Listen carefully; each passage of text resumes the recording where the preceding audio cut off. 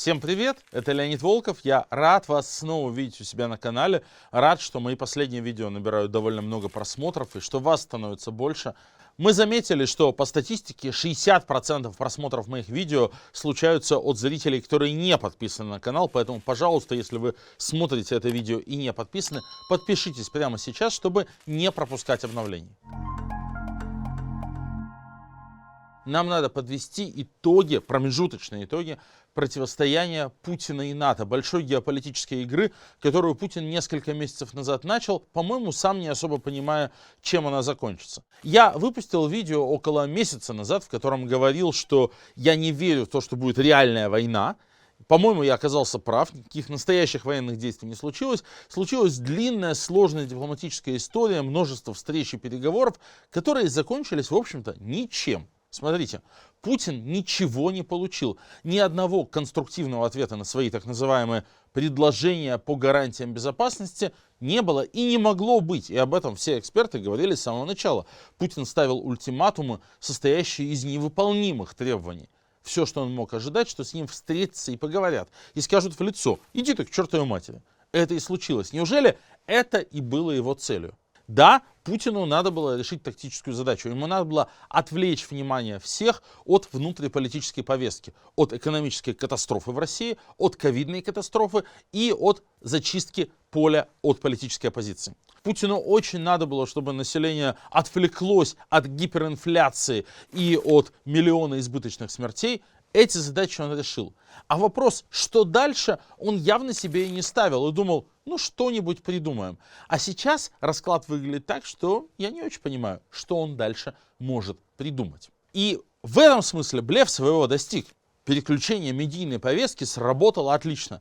3 месяца уже в мире нет разговоров ни о чем, кроме как о ситуации на границе с Украиной. Что Путину удалось? Создать некую телевизионную жвачку для ура-патриотической части своего электората, причем совсем небольшой, потому что большому количеству людей, которые в целом за стабильность и которые поддерживают Путина, идея войны полномасштабной абсолютно не улыбается и никуда не уперлась. И Путину удалось выйти на международную арену. Да, действительно, Байден звонил, да, действительно, саммиты проводятся, и Лавров, Рябков и Мария Захарова получили возможность покататься по миру. Что Путину не удалось?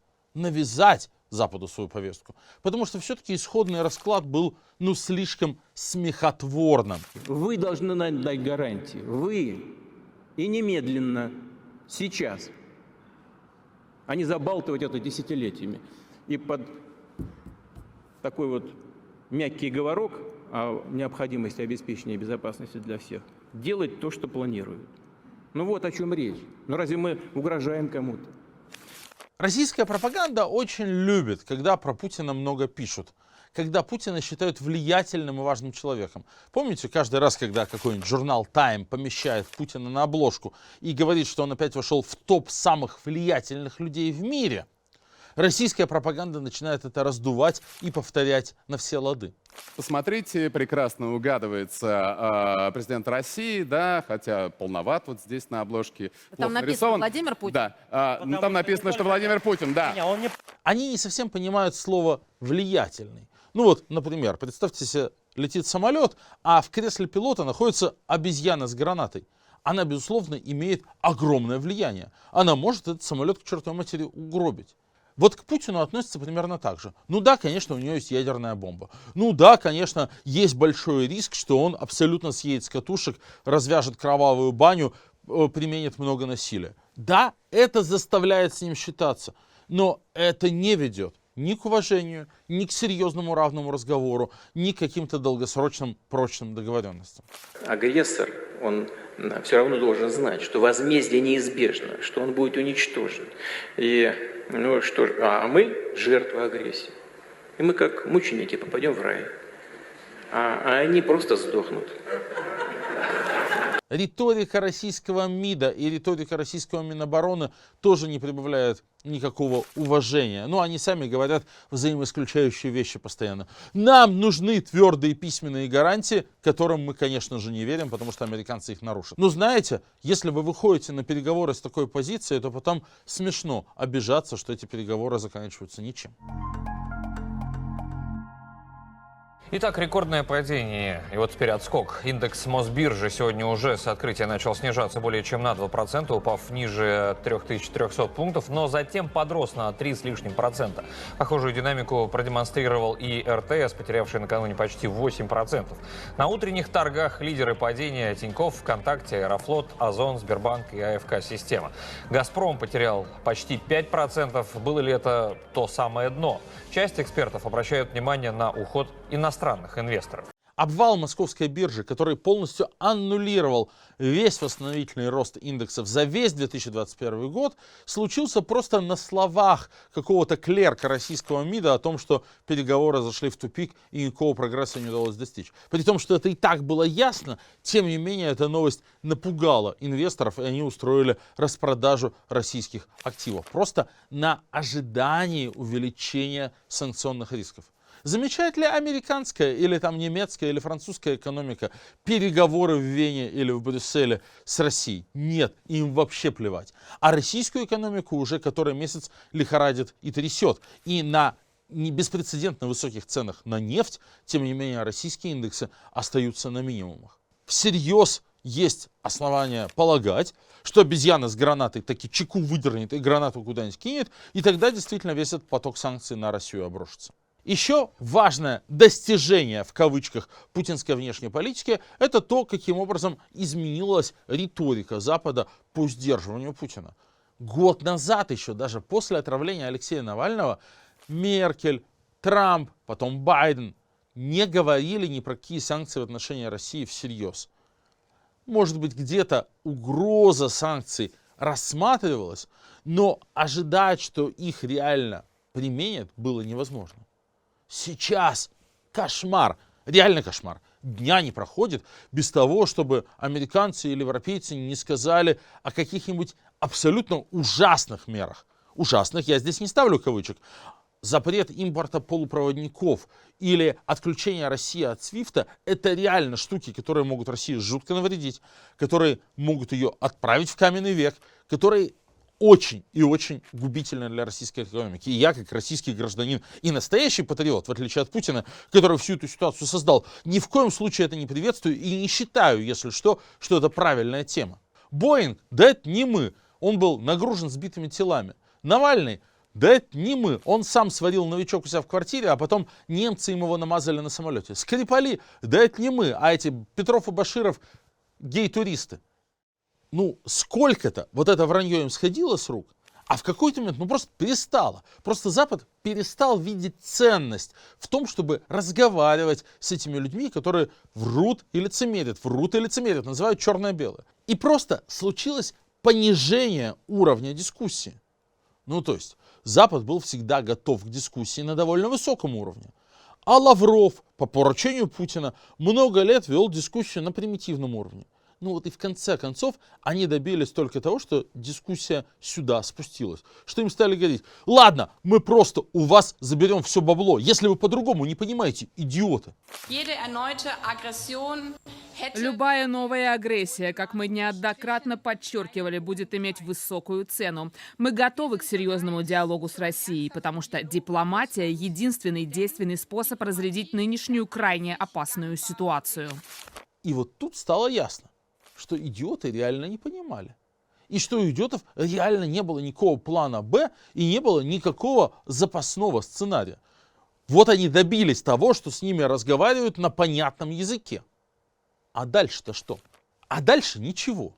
Если реально теперь вторгаться, не дай бог, конечно, ни в коем случае, и я не думаю, честно говоря, что Путин продолжает это всерьез рассматривать, ну, тут уже не будет выбора у американцев и европейцев. Они уже слишком много и громко сказали А, чтобы не сказать потом Б. Вот эта вся кошмарная санкционная мешанина обрушится на всех без разбора. Она похоронит под своими осколками и Путина, и его окружение, и многих российских граждан. Это реально будет очень больно. И еще раз хочу сказать, что мы ни в коем случае не хотим такого развития событий. Но выбора другого не будет. Там уже, к сожалению, просто не будет другого сценария. Либо Путину придется отступить, либо ему придется увести войска и, не получив ничего, полностью расписаться в своем бессилии и беспомощности. Это тоже для него не вариант. Поэтому, видимо, он будет пытаться дальше поддерживать напряженность и вести вот эту вот гибридную войну. Здесь провокация, там провокация, сюда перебросили войска, сюда. Сегодня, в соответствии с решением Верховного Главнокомандующего Вооруженными силами Российской Федерации, начата внезапная проверка воздушно-космических сил по приведению высшей степени боевой готовности. Но это тоже путь в никуда. Во-первых, это стоит очень дорого. Во-вторых, это история про мальчика, который кричал «волки, волки, волки», и ему перестали верить. Ну а в-третьих, в какой-то момент, очевидно, терпение Запада еще раз иссякнет, и случится еще одно снижение уровня дискуссий. И его начнут наказывать уже из-за вот это вот поддержания напряжения само по себе. Иногда нас критикуют, знаете, ну вот, Навальный сидит в тюрьме год. Чего его команда добилась? Что вы такого смогли добиться на международной арене? Ребят, ну вот этого и смогли. Мы год ездили и вдалбливали мысль на самых разных площадках. Ребята, нужны персональные санкции по окружению Путина. Но это никто не был готов даже рассматривать год назад. А сейчас это обсуждается всеми. Это все время в повестке как один из самых важных инструментов. Сейчас вообще Запад ничего другого не обсуждает, кроме того, какой еще пакет санкций придумать, чтобы Путина сдержать, чтобы заставить его убрать войска и перестать шантажировать весь мир вот этой вот военной авантюрой. Нет ничего другого в обсуждении Путина, кроме как обсуждения разных вариантов санкций. Это серьезное изменение всей системы мировых взаимоотношений. И да, я горжусь тем, что существенный наш вклад здесь есть. Главное, чтобы санкции были правильными. Тут, понимаете, такая чеховская история получается. Если ружье уже висит на стене, то оно обязательно выстрелит рано или поздно. Не было масштабных санкций вообще в тезаурусе, в словаре западного диалога с Путиным еще пару лет назад. Не было этого на повестке дня. Обсуждали там, знаете, условия, на которых можно все-таки с Путиным посотрудничать по изменению климата или по борьбе с терроризмом и наркотрафиком. Это все отставлено на 20-й план, этого все больше нет. Все забыто. Забыто то, что Путин когда-то сам хотел вступать в НАТО. Забыто то, что Путин в 2012 году сам согласовал создание базы НАТО в Ульяновске. Все. Никакой больше дружбы нету, обсуждаются только варианты санкций. Это значит, что эти варианты готовятся. Это значит, что когда в следующий раз Путин сделает какую-нибудь хрень, а он ее все равно сделает. Он делает много ошибок в последнее время и все чаще и чаще. То уже не надо будет обсуждать и согласовывать какие-то варианты. Не надо будет продумывать, не нужно будет долгих многоступенчатых обсуждений и диалогов. Уже есть готовые пакеты. И просто какой-нибудь из них возьмут и включат. Еще одно важное стратегическое, а не тактическое последствие того, как Путин вел свою геополитическую игру, потеря им союзников в Европе. Что греха таить, союзники у него были.